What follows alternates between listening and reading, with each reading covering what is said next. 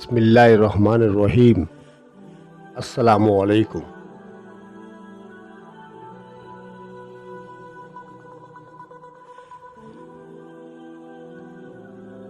اس روز غلاموں کی صفوں میں بہت زیادہ ہیجان اور جوش پایا جاتا تھا۔ خلاف معمول انہیں غسل کے بعد نئے کپڑے پہننے کے لیے دیے گئے تھے۔ غلاموں نے اپنے آقاؤں کے حکم پر بہت دیر تک اپنے گرد آلود چہروں کو دھویا اور آراستہ ہو کر اپنے خریداروں کے انتظار میں کھڑے ہو گئے۔ سوداگر حاجی نصر فطرتاً ایک بخیل انسان تھا۔ اس نے بازار غلامی کے اصولوں کو بالائے طار رکھ کر اس موقع پر بھی انتہائی کنجوسی کا مظاہرہ کیا تھا۔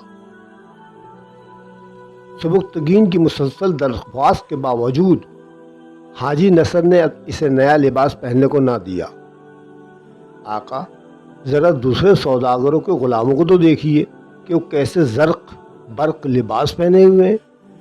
سبکتگین کے لہجے میں بڑی حسرت تھی۔ اس سے کوئی فرق نہیں پڑتا۔ حاجی نصر بڑی بے پرواہی کے ساتھ مسکرایا۔ میں اپنی تقدیر پر بھروسہ کرتا ہوں۔ اگر تیرے حوالے سے مجھے کوئی بڑا فائدہ پہنچنا ہے تو وہ ہر حال میں پہنچ کر رہے گا۔ سبکتگین کا دل بجھ کر رہ گیا۔ وہ اپنے بہتر مستقبل سے مایوس ہو چکا تھا۔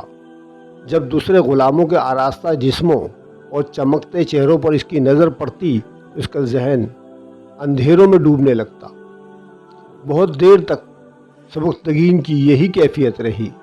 پھر یکایک اس کے دماغ میں برق سی لہرائی اور کانوں میں سید امیر علی شاہ کے الفاظ گونجنے لگے۔ اپنے اندر اور باہر کے بتوں کو توڑ دے، اللہ تیری زنجیروں کو کاٹ دے گا۔ سبکتگین کا دل ٹھہر سا گیا، مگر وہ سید کے الفاظ کا مفہوم سمجھنے سے قاصر تھا۔ یہ اندر کے بت کون ہیں؟ سبکتگین کا دل الجھنے لگا۔ مگر اسی لمحے غلام بازار پرشور آوازوں سے گونج اٹھا۔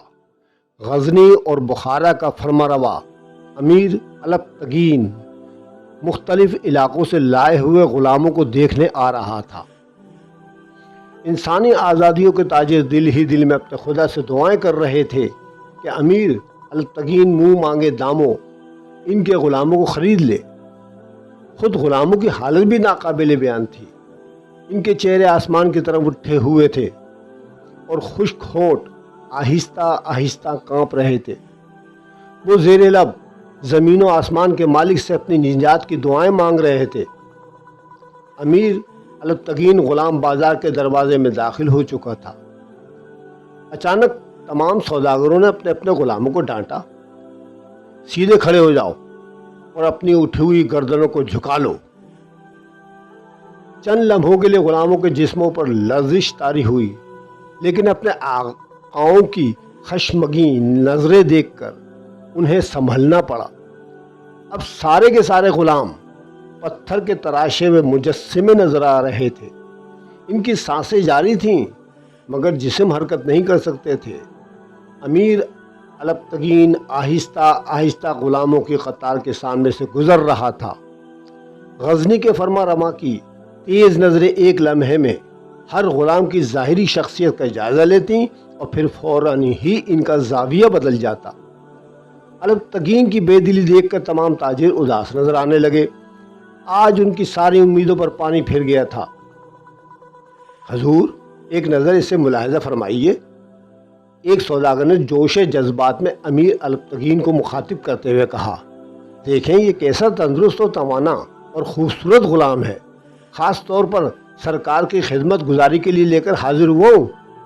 بس ایک نظر۔ ابھی سوداگر کی بات مکمل بھی نہ ہونے پائی تھی کہ امیر الپتگین کی کشادہ پیشانی پر کئی بل پڑ گئے۔ اس نے انتہائی ناگواری کے انداز میں تاجر سے کہا، کیا اب تیری آنکھوں سے ہمیں ان غلاموں کو دیکھنا پڑے گا؟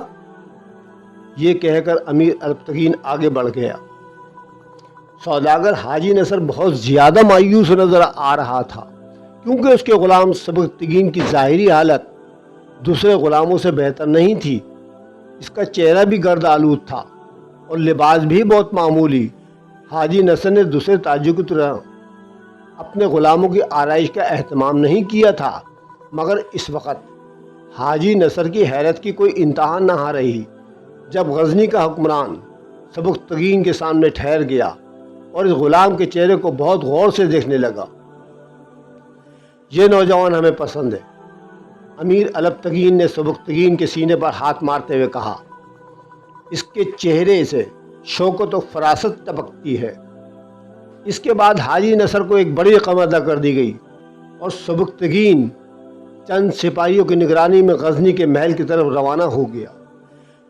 پہلی بار سبکتگین آرام دہ بستر پر لیٹا تو ساری رات اسے نیند نہ آئی۔ جب بھی چند لمحوں کے لیے اس کی آنکھ لگتی، اسے یوں محسوس ہوتا جیسے سید امیر علی شاہ بستر کے قریب کھڑے ہوں اور اسے مخاطب کر کے کہہ رہے ہوں، اپنے اندر اور باہر کے بتوں کو توڑ دے، پھر اللہ تیری زنجیروں کو کاٹ دے گا۔ گھبرا کر سبکتگین کی آنکھ کھل جاتی اور وہاں کمرے میں ادھر ادھر دیکھنے لگتا۔ پھر اسے اندازہ ہوتا کہ وہ خواب کی حالت میں سید امیر علی شاہ کو دیکھ رہا ہے۔ میں ان بتوں کو توڑنے کی کوشش کروں گا، مگر میری سمجھ میں نہیں آتا کہ اندر کے بت کون ہیں اور باہر کے بت کہاں ہیں۔ سبکتگین خود کلامی کے انداز میں کہتا اور پریشان ہو کر محل کی اونچی اونچی دیواروں کو دیکھنے لگتا۔ امیر البتگین اپنے نئے غلام سبکتگین سے بہت زیادہ متاثر ہوا۔ کچھ دن بعد ہی غزنی کے حکمران نے سبکتگین کو اپنے حلقہ خاص میں شامل کر لیا۔ پتہ نہیں میرا دل تیری طرف کیوں کھنچتا ہے۔ ایک دن تنہائی میں امیر نے سبکتگین کو مخاطب کرتے ہوئے کہا، میں تجھ سے اپنے بیٹے ابو اسحاق کی طرح محبت کرتا ہوں۔ امیر، یہ آپ کا احسان عظیم ہے کہ غلام کو اتنی اہمیت دیتے ہیں۔ سبکتگین نے جھکے ہوئے سر کے ساتھ کہا، اپنے آپ کو غلام کہہ کر مجھے آزار نہ پہنا۔ سبکتگین، شدت جذبات سے امیر کی آواز بھاری ہو گئی، میں نے سینکڑوں غلاموں کو نظر انداز کر کے تجھے منتخب کیا تھا، حالانکہ اس وقت تیرا چہرہ بھی گرد آلود تھا اور لباس سے بھی بوسیدگی ظاہر ہو رہی تھی، پھر میں نے ایسا کیوں کیا؟ امیر ہی بہتر جانتے ہیں۔ سبکتگین نے بدستور سر جھکائے ہوئے کہا، مجھے تیرے غبار آلود چہرے پر ایک عجیب طرح کی روشنی نظر آئی تھی۔ امیر البتگین پرجوش لہجے میں بول رہا تھا، میرے دل نے مجھ سے کہا تھا کہ یہ لڑکا نسلاً غلام نہیں ہے۔ اپنے نئے آقا کی گفتگو سن کر سبکتگین رونے لگا۔ امیر، میں بد نصیب شہنشاہ ایران یزد جرد کی نسل سے ہوں۔ نہیں سبکتگین، تو بد نصیب نہیں ہے۔ امیر نے اس کے سر پر ہاتھ رکھتے ہوئے کہا، تیری گردش کے دن گزر چکے، اب تو میرا فرزند ہے، ابو اسحاق کی طرح۔ سبکتگین اپنے دامن سے آنسو خشک کرنے لگا اور کمرے کی فضا پر گہرا سکوت چھا گیا۔ اہل وفا کے مانند زیست بسر کرنا۔ مختصر سے وقفے کے بعد امیر البتگین کی آواز دوبارہ گونجی، میں نے تجھ پر جو اعتبار کیا ہے اسے کبھی مجروح نہ کرنا۔ اگر میرا اعتبار ختم ہوا تو ایک دن تو بھی ذلت و گمنامی کے اندھیروں میں سسک سسک کر فنا ہو جائے گا۔ اس کائنات میں صرف اعتبار اور یقین کی روشنی ہے، اگر یہ روشنی بجھ جائے تو ظلمت کے سوا کچھ باقی نہیں رہتا۔ سبکتگین نے بے قرار ہو کر امیر کے پیروں پر سر رکھ دیا۔ آقا، آپ مجھے ایفائے عہد کے راستے میں ہمیشہ ثابت قدم پائیں گے۔ امیر نے سبکتگین کے دونوں بازو پکڑ کر اسے سیدھا کیا، اور ہاں، ان حاسدوں سے بھی ہوشیار رہنا جو میری شفقت و مہربانی دیکھ کر تجھ سے جلنے لگے ہیں۔ سبکتگین نے امیر کی طرف دیکھا اور ایک بار پھر اس کی آنکھوں سے آنسو بہنے لگے۔ سبکتگین شاہوں کی اولاد تھا۔ جب اسے فراغت و آسودگی کے چند لمحے میسر آئے تو دل و دماغ کا غبار بھی دھل گیا اور چہرے کی گرد بھی صاف ہو گئی۔ اب وہ نئے لباس میں ایک شہزادہ نظر آتا تھا، دلکش نقش و نگار، سرخ و سفید رنگ اور دراز قد۔ سبکتگین مردانہ وجاہت کا ایک جیتا جاگتا مجسمہ تھا۔ وہ جدھر سے گزرتا لوگ اسے دیکھتے رہ جاتے۔ محل کی کنیزیں اس سے بات کرنے اور قریب ہونے کے بہانے ڈھونڈتی۔ کبھی کبھی سبکتگین کے جذبات میں بھی ہیجان برپا ہو جاتا، مگر فوراً ہی اس کے کانوں میں امیر کے الفاظ گونجنے لگتے: سبکتگین، میرے اعتبار کا خون نہ کرنا۔ پھر یہ گونج اس قدر بڑھ جاتی کہ سبکتگین لرز کر رہ جاتا اور اسے یوں محسوس ہوتا جیسے امیر الپتگین کی تیز نظریں مسلسل اس کا تعاقب کر رہی ہیں۔ پھر سبکتگین کے چہرے پر چٹانوں جیسی سختی ابھر آتی اور وہ محل کی حسین کنیزوں کی طرف سے اس طرح منہ پھیر لیتا جیسے یہ خوبصورت عورتیں دنیا کی سب سے زیادہ پسندیدہ چیزیں ہوں۔